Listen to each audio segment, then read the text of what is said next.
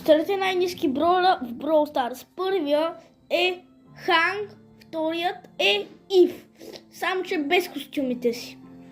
След това са Бъс, нашият най-добър бролер, който е митик.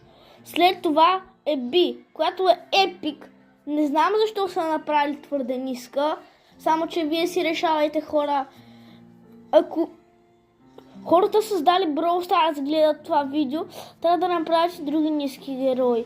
Например, да се каже, айде, трябва да направят към някой Шелто е леко нисичка. Сега ще кажа и най-високите. Най-високите са тия Байрон